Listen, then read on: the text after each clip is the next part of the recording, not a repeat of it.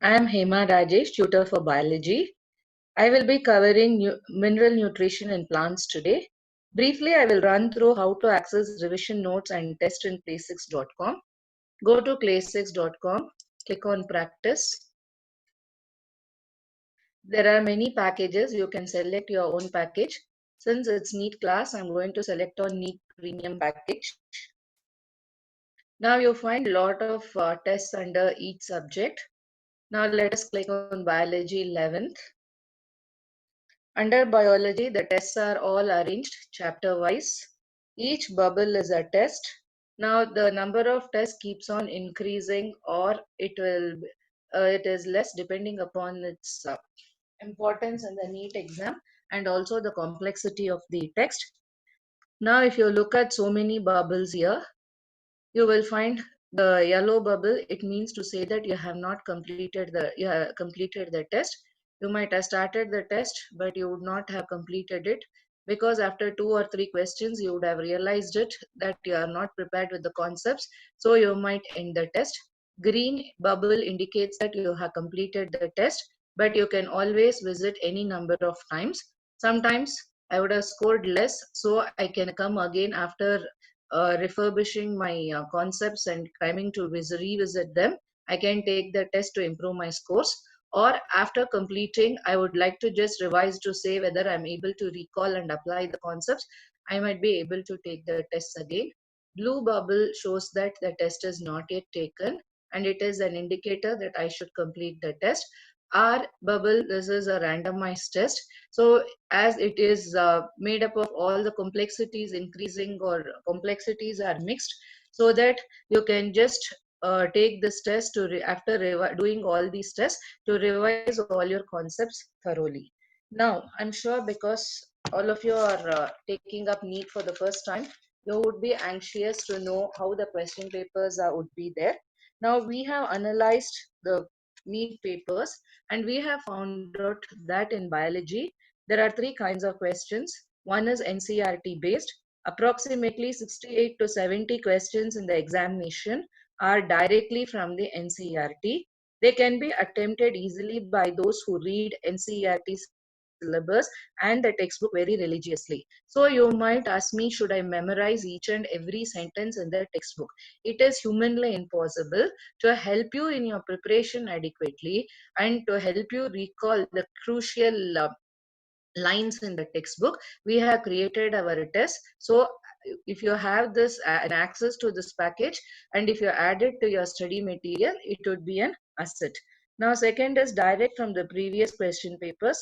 Another 8 to 10 questions in the examination can be solved if you have solved NEET question papers of previous years. These questions are repeated with little or no modification. Again, we have provided provision for that also. We have included 20 past NEET papers so that again it would help you in your preparation. Now modified questions, at least 8 to 10 questions in NEET will be newer questions. These questions become the game changer, for these can't be solved by mere mugging up of facts. Though they are from NCERT book, to get them right you need to apply the knowledge that you have about the subject. So this website has made an earnest attempt to help you prepare adequately for all the 3 kinds of questions. Now there is here revision notes. If you click, it will open into a PDF notes. And this PDF notes is comprised of physics, chemistry and biology of both grade 11 and 12, all within a package within 135 pages. So it will really help you to understand the key concepts that are very essential for your NEET and for scoring better marks in NEET. So having this for your study material would be an asset indeed. Now today let me start with the lesson mineral nutrition in plants. Now you all are aware of things now. What is nutrition? You know nutrition is referring to the food an organism takes, and based on nutrition, organisms are classified as autotrophs and heterotrophs. Plants absorb a wide variety of mineral elements. Not all the mineral elements that they absorb are required by the plants. Out of the more than 105 elements discovered so far, less than 21 are essential and beneficial for normal growth and development of the plant. Now, what is the criteria for the essential nutrients? So it should be absolutely necessary for supporting plant growth and reproduction. Without this nutrient, if the plant is not able to grow or reproduce and form seeds or flowers, then that element becomes an essential nutrient. It must be specific and not replaceable. That means to say that the deficiency of one element cannot be overcome by another element by supplementing some other element, means that element must be irreplaceable. Third one is it is directly involved in the metabolism. So these are the criteria for considering an element to be an essential nutrient. Sorry. Now let us look into how the elements are being classified. Now there are 17 essential elements which can be classified into macronutrients and micronutrients based on their quantitative requirements. Now let us look into macronutrients. So these are the nutrients that are present in excess of 10 millimoles per kg of dry matter. Carbon, hydrogen, oxygen, nitrogen, phosphorus, sulfur, potassium, calcium and magnesium are macronutrients. Now, what are micronutrients? So, the nutrients that are required in less than 10 millimoles per kg, example, iron, manganese, copper, molybdenum, zinc, boron, chlorine, and nickel. These are the micronutrients. Now, what are the roles of these macro and micronutrients? So, they build up the plant body. So, you know that in the formation of a plant body, various minerals are found in the protoplasm and cell wall of the plants. Example, nitrogen and sulfur are found in proteins, phosphorus in nucleic acid, magnesium in chlorophyll, and iron in cytochromes. Balancing function. Some salts or minerals act against the harmful effects of other nutrients, thus balancing each other. Maintenance of osmotic pressure.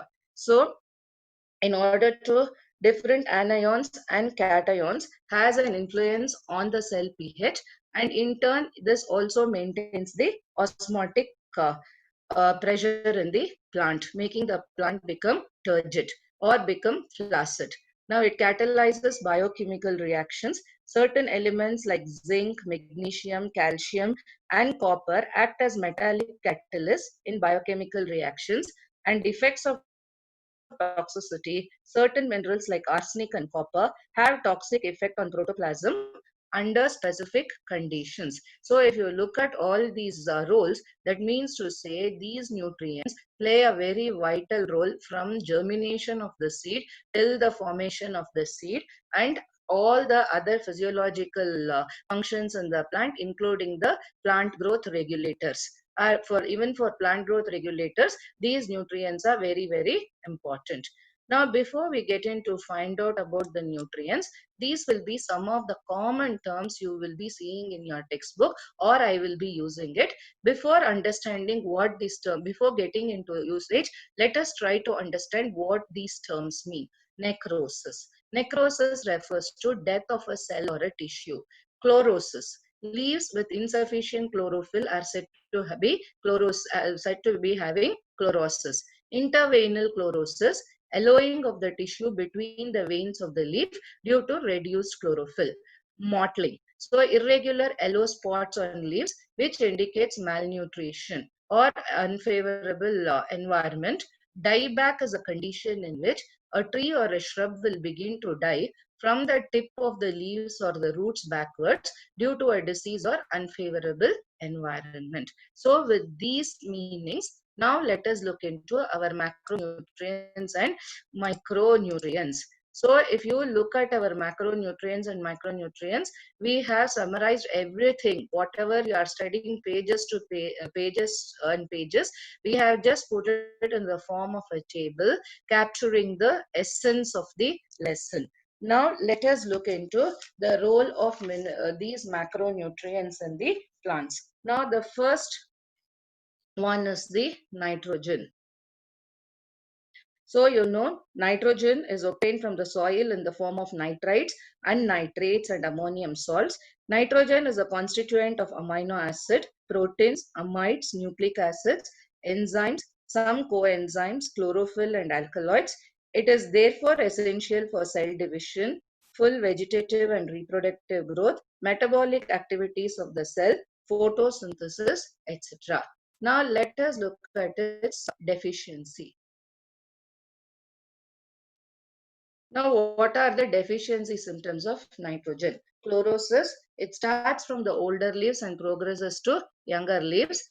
The leaves show mottled appearance of purple or red anthocyanin pigments over the vein. This is commonly seen in tomato and apple. Lateral buds remain dormant. There is no tillering in the cereals.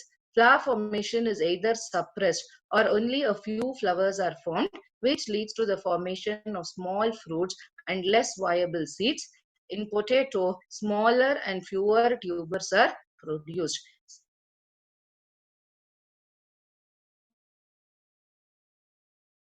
Now let us go to the next element, phosphorus.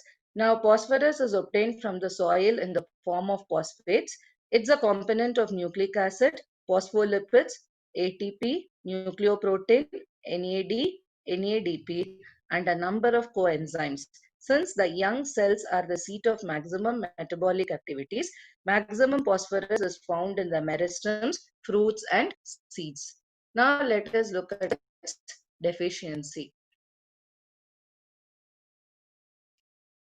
Exerts stunted growth of the plant, premature leaf fall. Chlorosis appears later, which is of mottled type, and it is first shown by older leaves. Necrosis in the lamina, petiole, and skin of soft fruits. Lateral buds show prolonged dormancy, but active buds are not affected. Vascular tissues are poorly developed.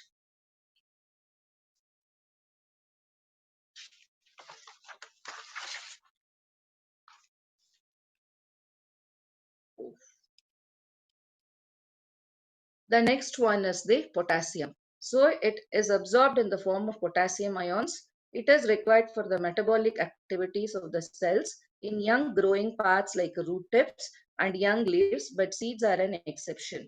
It is essential for the functioning of about 40 enzymes which take part in glycolysis, Krebs cycle, photosynthesis, starch synthesis, synthesis of chlorophyll, activation of ATP in many reactions.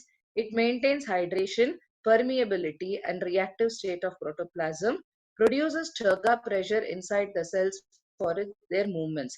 Stomatal opening and closing is linked to its influx and efflux from the gut cells. Influx means moving in, efflux is moving out. So potassium plays a very key, important role in opening and closing of the stomata. So what are the deficiency symptoms? Leaves show chlorosis, necrosis at the leaf tip, margin at irregular patches, citrus leaves becomes bronze and twisted. Growth is stunted due to reduced apical activity. So when the apical activity is reduced, the plant can't grow taller. So you will only find that they will start growing laterally, but not, there is no primary growth. Apical buds may die. Loss of apical dominance is characteristic deficiency symptom of K plus ions, and it leads to bushy growth. Cereals may show lodging.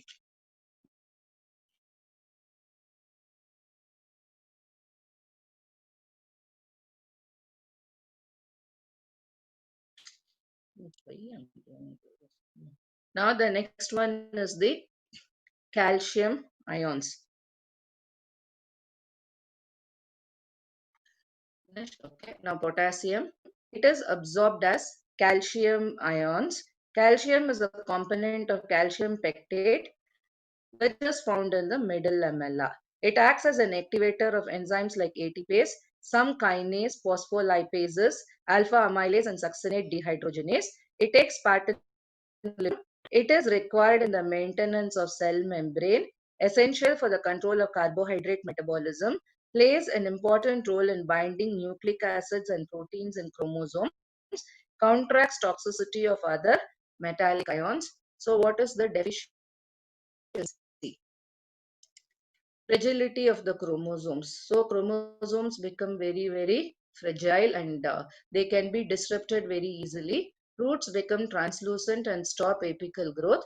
Young leaves show marginal and apical withering. Flowers and fruit stalks break, result in premature falling.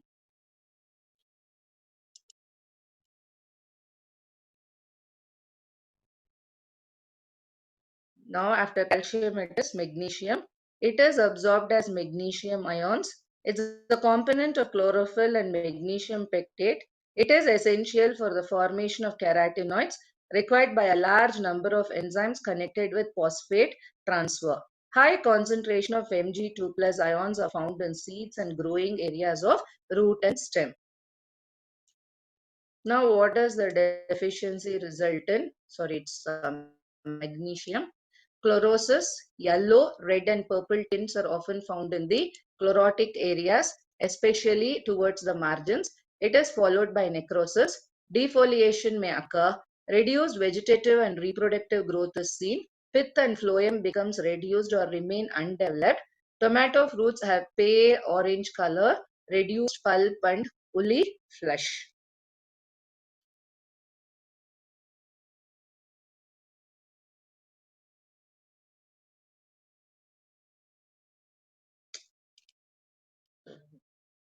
Now let us sulfur.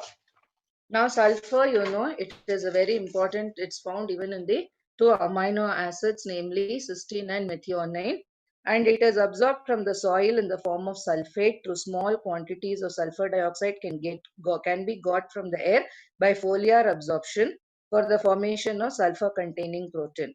It is a component of two vitamins. In onion and garlic, sulfur occurs in the form of glucosides, which provide characteristic odor to these plants.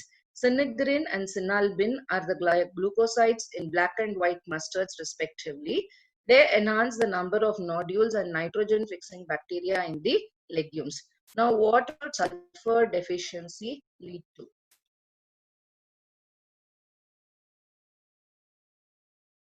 So leaves show again chlorosis.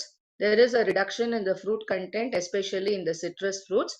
Now, generally, the fruit formation itself gets retarded. In tea leaves, sulfur deficiency makes the leaves turn yellow. They had to be green actually, it turns yellow. Now, premature germination of lateral buds, killing most of the young branches. Leaves become smaller and chlorotic. Now, necrosis of the margin and tip of the leaves is seen. The leaves will start rolling inward and rapid defoliation occurs. So in the sulfur deficiency, grossly affects the leaves in the plant.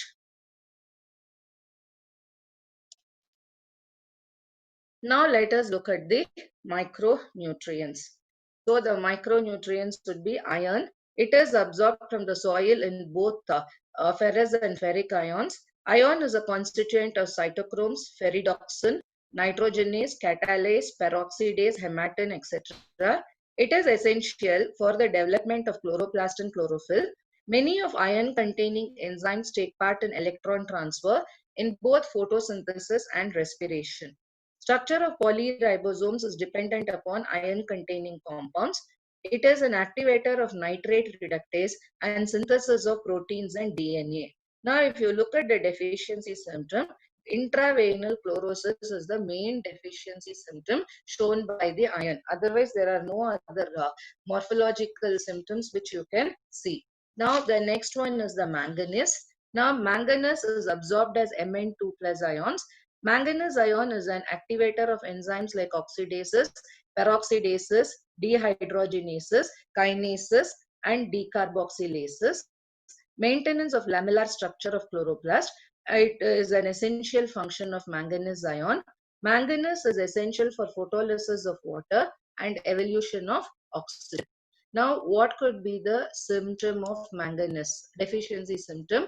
Chlorotic patches are seen in the form of specks for reticulation in dicot and stripes in monocots. That means when you look at the leaf, that is reticulate veins and parallel veins and monocots and dicots will show chlorotic patches. This chlorosis would be followed by necrosis. Leaves can also show premature fall or they may not even develop.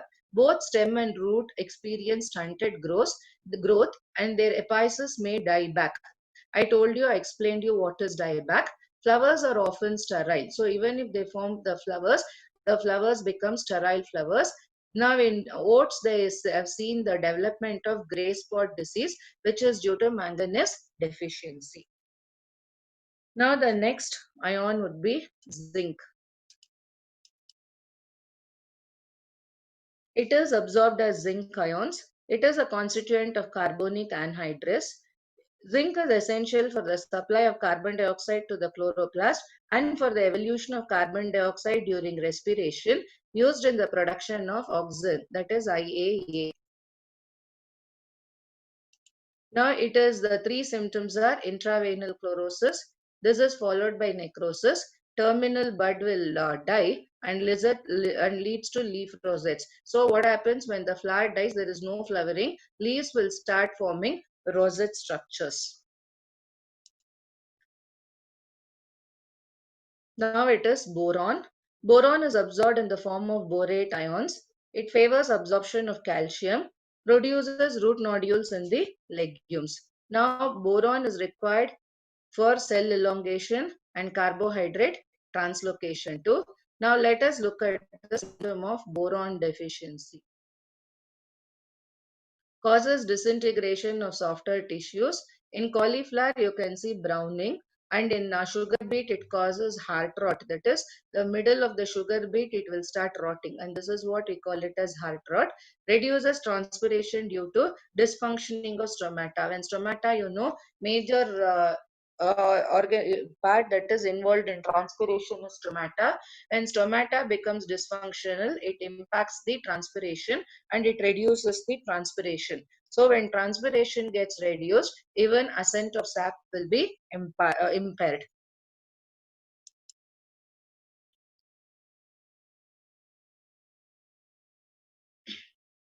Next one is copper. It is mostly absorbed as copper Cu2 plus ions.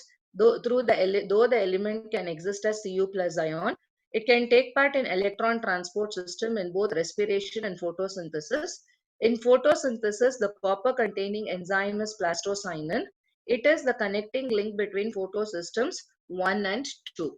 So this is very important. They will ask you which is the element associated with plastocyanin. Then you should be able to say it is copper. Now, what is the deficiency symptom? Appearance of dark green color in young leaves followed by chlorosis. In exanthema, the tree bark shows deep slits from which gum exudes. So, exanthema is a tree. So, from that tree, the tree bark shows deep slits from which gum exudes. The reclamation disease is so named because its widespread presence in reclaimed lands of Europe. Now, tips of the leaves will undergo chlorosis, hence it is named as leaf tip disease.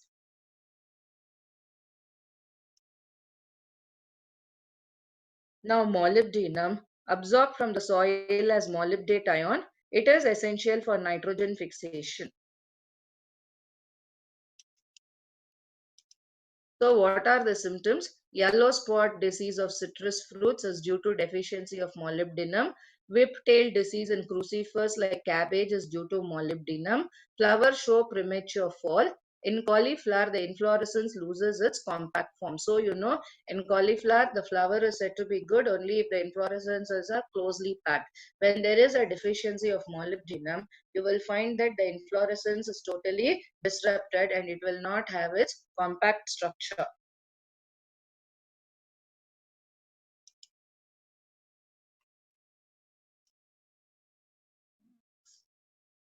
Now let us look into the last element, chlorine. It is absorbed as chloride ions. Its precise role is not well known. However, with sodium and potassium, it helps in determining the solute concentration and anion-cation balance in the cells. It plays an important role in photosynthesis and it takes part in water splitting reaction, thus releasing oxygen. Now let us look into the deficiency symptoms of chlorine. So leaves become wilted, chlorosis and necrosis are seen. Leaves develop bronze coloration, root growth is stunted, and fruit formation is retarded.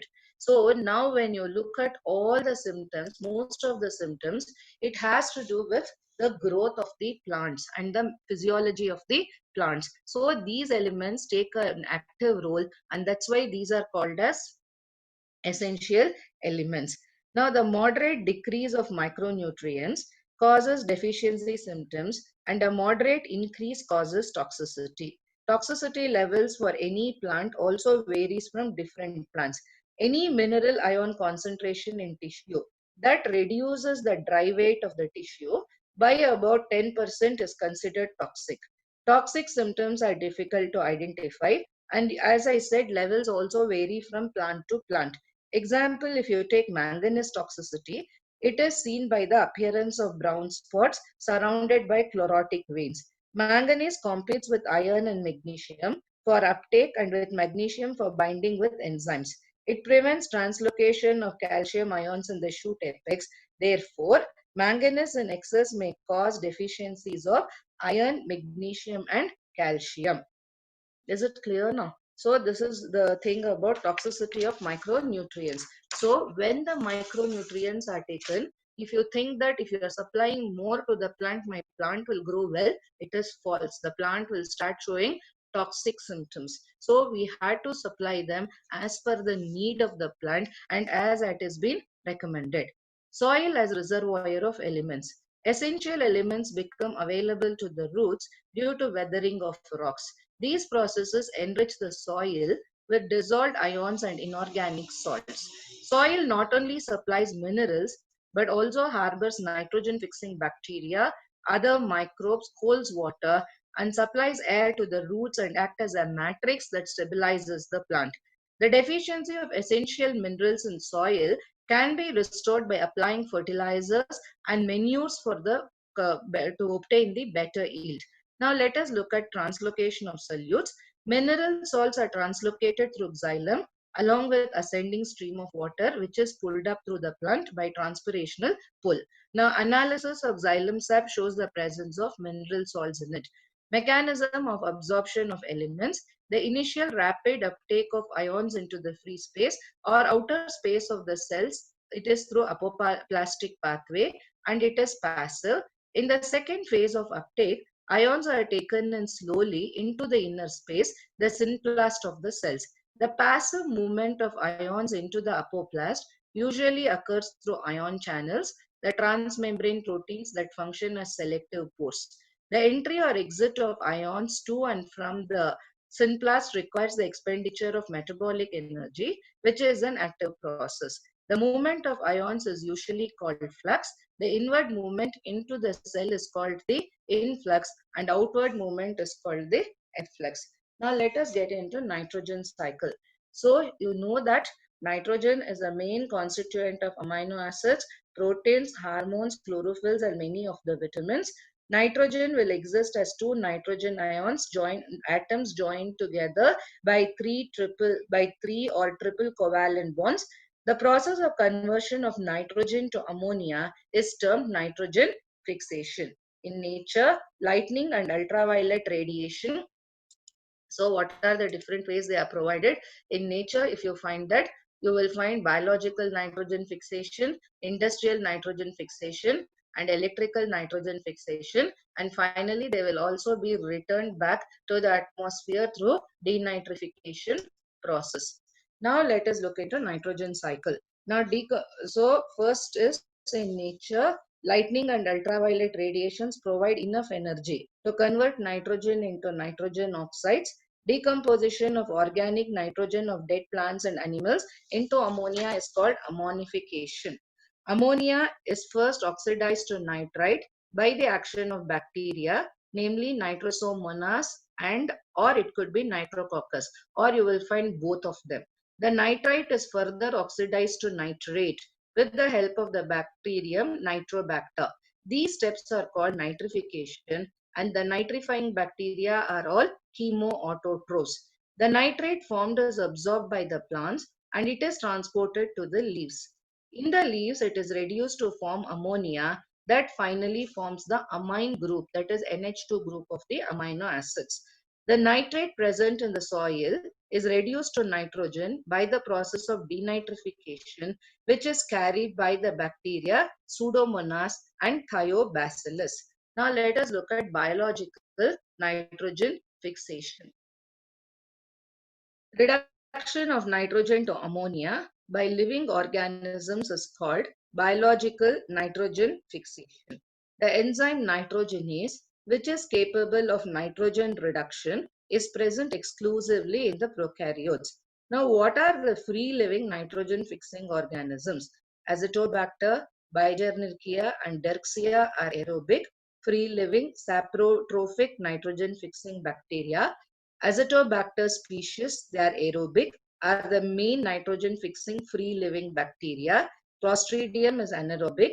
Mycobacterium species, Bacillus polymixa, Escherichia intermedia, Escherichia coli, D-sulfovibrio species, etc., are all nitrogen-fixing organisms. These bacteria add nitrogen to the soil. The nitrogen fixation is a reduction process independent of respiration. The free-living cyanobacteria are considered as major important nitrogen fixers. They may fix 10 times as much as nitrogen as other free-living bacteria fix under suitable conditions.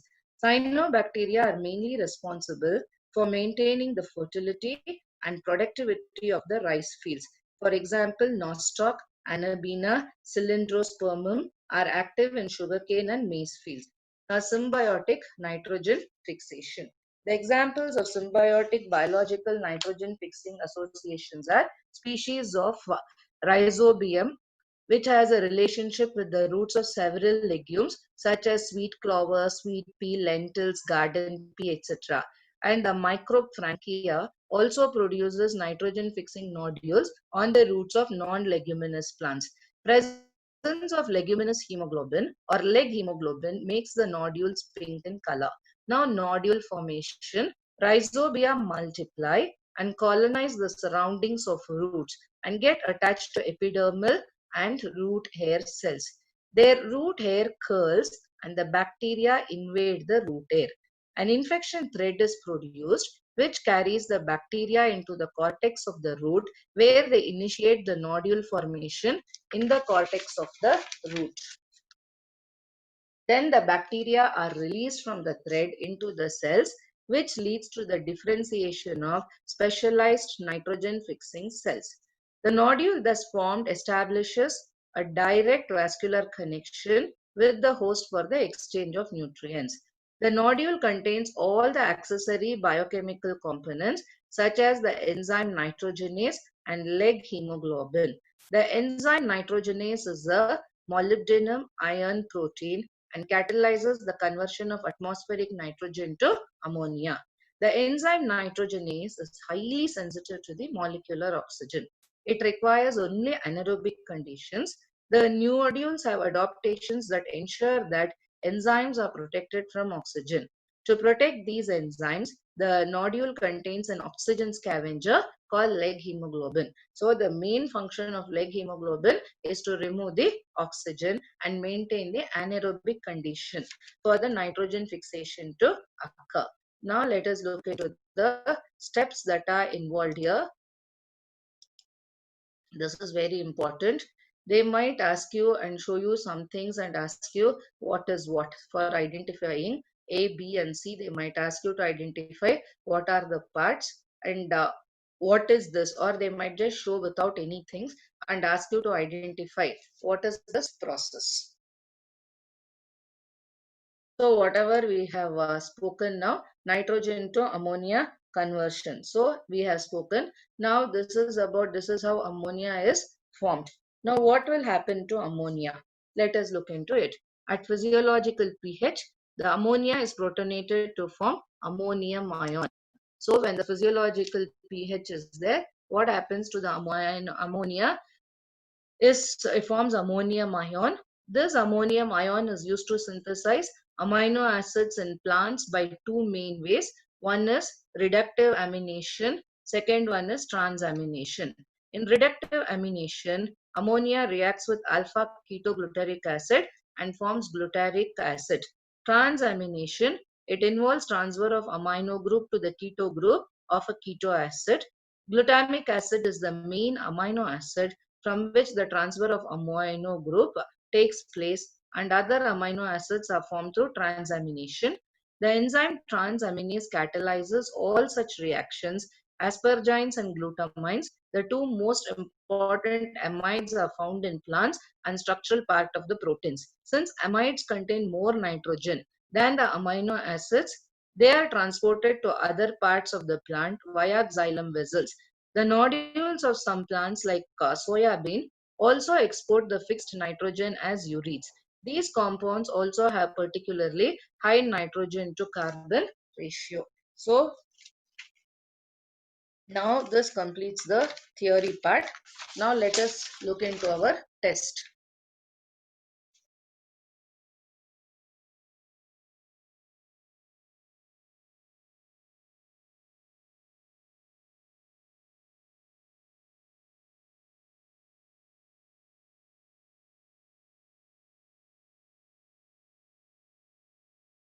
Now, which of the following is not an essential micronutrient?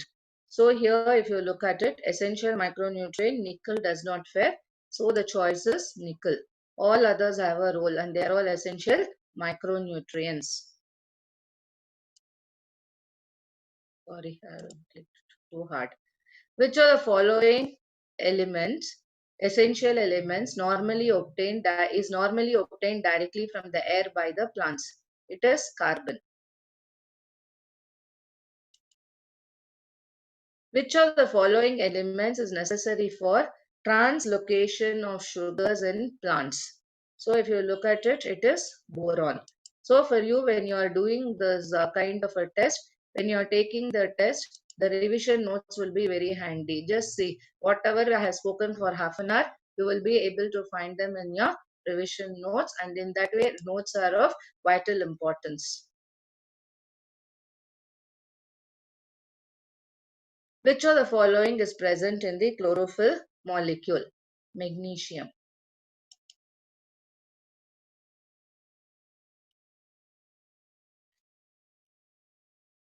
Chlorosis in plants occur due to deficiency of magnesium and iron in the soil. Most of the nitrogen obtained, the plants obtain nitrogen from the soil in the form of nitrates.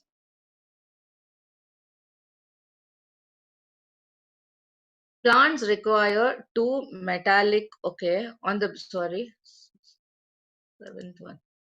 On the basis of the symptoms of chlorosis in leaves, a student inferred that this was due to deficiency of nitrogen.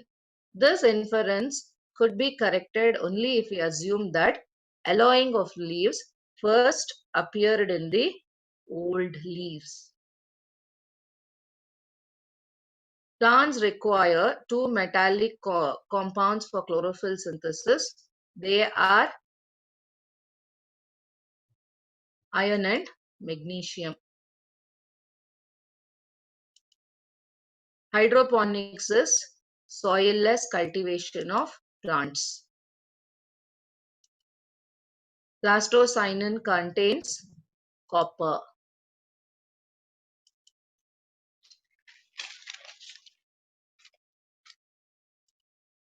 The element that causes toxic effect upon protoplasm are arsenic, copper, and mercury.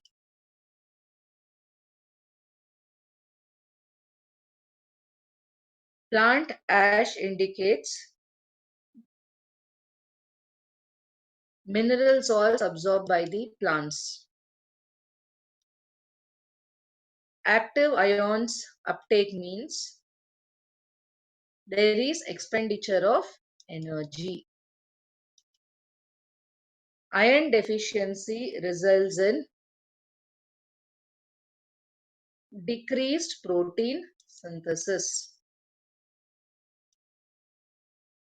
A trace element is required for plant growth and in the form of radioactive isotope useful in cancer therapy is cobalt.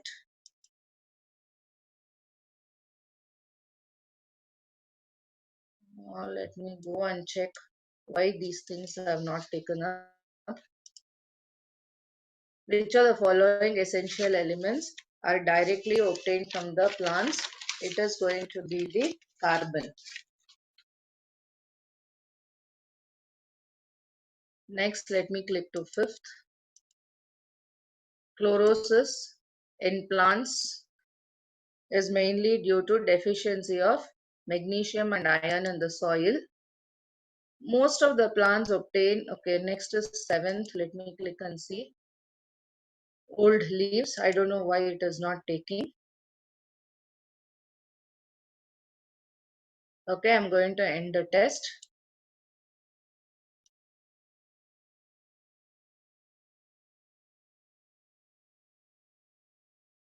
Now, okay. So here, all the questions what we have answered is right. Suppose if it was a red, showing a red color in the question number, it means that I have committed a mistake. I need to go and click to find out what is the mistake and what is the correct answer. If it is in yellow color, it means I have not attempted the question. I can still click there to find out the correct answer with explanation. One thing you have to be very careful, kids, while you're attempting a NEET, your answering has to be perfect. If you're not sure of the answer, don't try to tick using Inky Pinky Ponky, because it's going to cost you 1 mark from your total score. Even if it is unanswered, you're not going to lose marks, but if it is an incorrect answer, you're going to lose from the total score. So better you are very cautious about your marking of the answers, and when you're doing it, do with confidence, and do when you're looking, don't become panicky if you see B as the answer, and don't go and shade the C bubble. So all these things you will be able to overcome if you are able to do the test repeatedly, so that you get to know the timing within the stipulated time. If you are able to complete it, your confidence levels will boost up. And so I would still suggest that you go for this package, which has got enormous number of tests. Now you see here, so many tests are there, and NEET full test 38 full tests are there. In this, 15 tests are created by the teachers, keeping in mind all the different kinds of questions that would come for your NEET exams, and 20 past NEET papers are also given there. You can get additional help by using our ask feature on our website, and you can also support chat. We are supporting chat group using Telegram. You can also book slots for one-to-one teaching with the tutors. For any enquiries, mail your query to info@clay6.com. Thank you.